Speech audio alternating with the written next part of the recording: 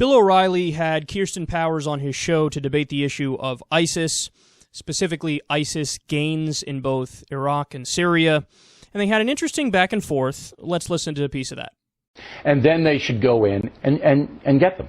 That's what I put forward. But did I just hear Monica say that she would send troops to Syria? Yeah, right into Syria. No, and I would too. No, I didn't say Syria specifically, but okay. I said but I did. to go and I did. Yeah, you said right Syria. into Syria, right across so that right little desert, Syria. Yeah, right to Raqqa. That's a great idea. That's an awesome idea. Like, so this is what I cannot follow with you guys. Is that I can remember when I used to have this conversation about how we to overthrow Assad, right? Who I don't care about Assad can stay in his little bunker in Damascus. We're going to get ISIS. But what happened? What happened? We had to get rid of Assad, and now now it's ISIS. Yeah, it's a different world. Maybe you haven't noticed in the last 6 months. In 6 months? Yeah, in 6 months, a different world. No, yeah. It's not a different world. It's the did you miss all the migrants coming over from Africa to Europe? Did you miss it? No, it's the exact same world. And you need to admit you were wrong about saying that we needed to overthrow Assad and embolden I didn't say anything about Assad. I had no analysis on Assad at all. You never said anything about Assad. No. I find that very hard to believe. Well, then you have to go back and check. I didn't care about Assad one way or the other. This was the talking point. We have to get rid of Assad. Never mind the fact that ISIS is the enemy of Assad. You're bringing up stuff that wasn't dealt with here. I am making the point that you guys are wrong all the time. That ending is my favorite. I'm making the point that you guys are wrong all the time. Yeah, Kirsten, that's correct. So Bill is saying that we need today to go to Syria and we need to take out ISIS. And Powers is responding with, dude, just 6 months ago and a year ago, you were arguing to do the exact opposite. You argued to go into Syria to attack the people who were attacking ISIS, namely Assad and his Shia fighters.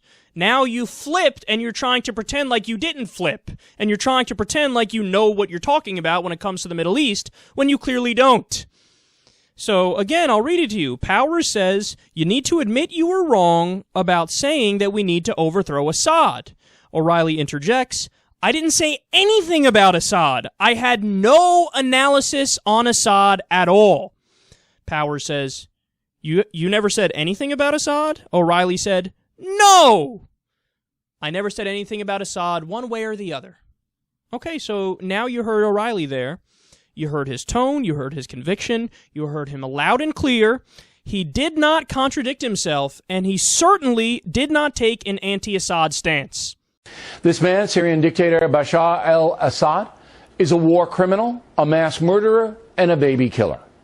By using poison gas on Syrian civilians, which is against the Geneva Convention, Assad is now responsible for thousands of injuries and hundreds of deaths, according to the humanitarian group Doctors Without Borders. So there is no question that Assad must be held accountable. If you believe in American exceptionalism, that this country has a moral obligation to save lives when it can all over the world, then you know the USA must act against Assad as it did against Saddam Hussein. If the president does all those things, he will gain a measure of respect throughout the world and perhaps bring down Assad. Now, we all understand the situation inside Syria is chaotic, with jihadists involved. But if America wants to be a world leader, we can't allow a tyrant to violate international law by using chemical weapons. If Assad gets away with that, the world will devolve into a destructive free fire zone where anything goes. We now have many conservative people willing to give Assad a pass because they don't trust President Obama. Ironically, it was about 10 years ago that many liberal people did not want to move against Saddam because they didn't trust President Bush. Same mindset, different ideology. If the USA fails to act against Assad, the unintended consequence would be a loss of respect from those who care about a just world. The consequences of Syria, that is the subject of this evening's Talking Points memo. This man is a killer, and evidence shows he used poison gas on civilians last month, a violation of international law. But he may be the luckiest man on earth tonight, because it looks like the world will not act against the Syrian tyrant Assad. That's because the world is a chaotic place, lacking strong leadership in the democracies, while human rights violators like Putin of Russia run wild. So it is left to the United States and its allies to try to impose some sense of justice on the planet. And the sad truth is, we cannot do it any longer. The USA is too weak, and it pains me to say that. It's too weak to even take care of a cheap thug like Assad. If everyone united against Assad, he'd be gone. So would al-Qaeda and most terrorism. But the world is too cowardly to take a stand. Quote, I didn't say anything about Assad. I had no analysis on Assad at all.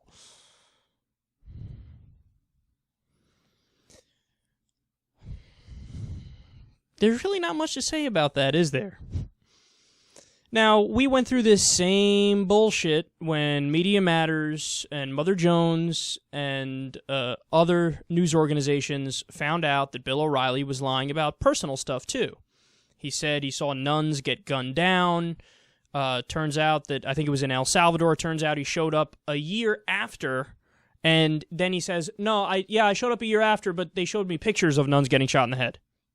He used the same excuse. He said he saw that in Ireland. I was there for the war in Ireland. He wasn't there for the war in Ireland. Again, he showed up after, and he said the same thing. Yeah, no, when I said I saw Irish people blowing each other up, I meant I saw it with pictures when I went there later.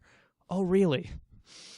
Yeah, I'd say the same thing. You know, I've seen all types of shit. I've seen ISIS attacks. I have. Now, it was on Google Images, but I saw it, but that counts, right? I thought that counts. I'm using Bill O'Reilly's logic. Then there was the lies about the Falklands. We don't even need to go into all the detail here. But every step of the way, Bill O'Reilly came out and said, they're lying. They're liars is what they are. They're smear merchants. They're gutter snipes. My favorite term he's ever used. Well, dude, your credibility is destroyed. You have no credibility. Because here again, we clearly see you're saying with complete confidence, your tone is, I know I'm 100% right. When you say, I didn't say anything about Assad, I had no analysis at all. There's no hedging, there's no caveat, there's no, well, maybe there was this one time that blah, blah, blah, blah, blah, nothing. You're 100% certain. And then all we have to do, because you're on fucking videotape, you jackass, is go back and look. Dude, you did minimum 3 talking points memos on Assad. Never mind, I didn't even get into the interviews. He did more segments on it, too. He would do the talking points memos, then he would invite a guest on and talk about Assad and about how terrible he is. There's one conversation he has with Stossel where he says to Stossel, he compares Assad to Hitler in the conversation. And even Stossel's like, dude, what? So understand, man, the dude is just a liar. He didn't forget. It didn't slip his mind. Bill O'Reilly is the kind of person where his ego is so big that he thinks that if he says something loud enough and confidently enough, it overrides the objective empirical reality that exists on this earth. He truly believes that. He doesn't live in the same way you and I live, where we say something and we have to think every time we say something, and there's a filter which goes, is what I'm saying true or false, and you try to steer everything to the true section. Bill O'Reilly doesn't have that. He just talks. He has verbal diarrhea. He doesn't live in this world where he thinks he can be fact-checked, because his ego overrides it all. What I say goes because I'm me. And this links us right around to the conversation about American foreign policy. That's his belief on American foreign policy, too. Whatever we do is right because we're us. We're America.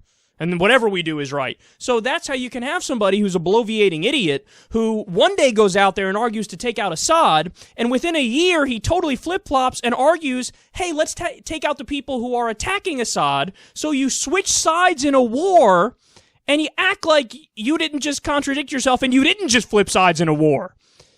God, it's so embarrassing. Now, let's address some of the other claims here. Oh, Assad, he used poison gas. Oh, what a terrible dictator. He's horrible.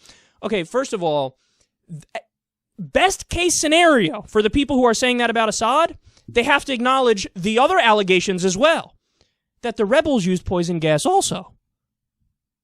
Now, there are articles that say it actually wasn't Assad who used it. If it was used by, like, rogue generals. But even putting those aside, there are allegations that the rebels use them as well. So if you're going to say, oh God, Assad's such a bad guy, you have to say the same thing about the rebels. And do you want to pick sides amongst two sides that are breaking the Geneva Conventions like that? Do you? I'm asking a question. And then he says, well, we need to act against Assad like we acted against Saddam. the action against Saddam was a historic blunder. That's what led to de-Ba'athifying the government, pissing off the Sunni population, and then that's what led to the rise of ISIS. It was Saddam's former Ba'athist general who led ISIS to gain so much territory. It was the marrying of religious lunatics with secular Ba'athists who were pissed off Sunnis and they wanted to get back at Maliki and the Shias. So it was a mistake. Why would you say, let's copy that mistake again, let's do it again? We're talking about a guy who within the time span of a year switched positions in a war.